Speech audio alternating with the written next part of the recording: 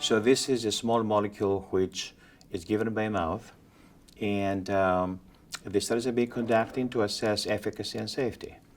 So far in the FARFI study, which again is the infantile study, there appears it appears that there is evidence of efficacy, despite the fact that most of the children were treated very late, between 6 and 7 months, with a median age of 6.7 months. Despite that, the vast majority did well without any major events like death or permanent ventilation.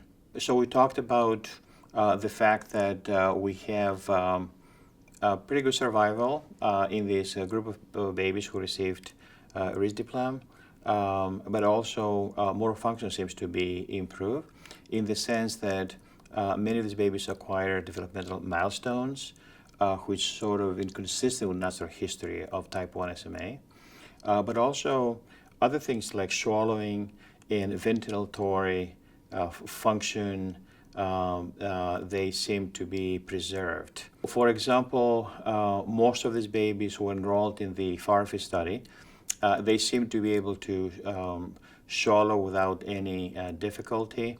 Out of 21, there's only a small number who really need feeding tubes.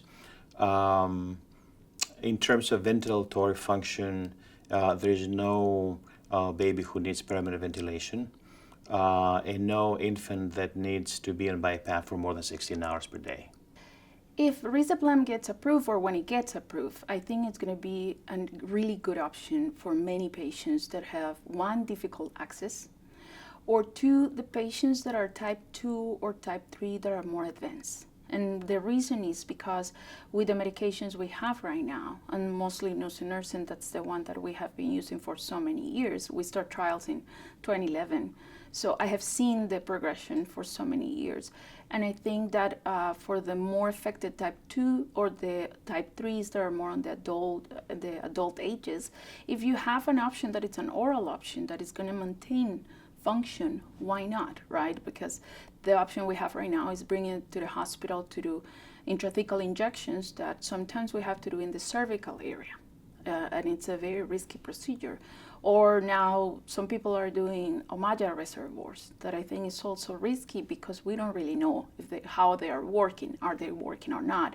They come with infection complications, with other things that it's just complicated in general, the access for these patients. So Risdiplam could be a great option for those patients, and I think the results are showing that are doing very similar in terms of efficacy and safety. So that will be one of the reasons I will be changing patients too.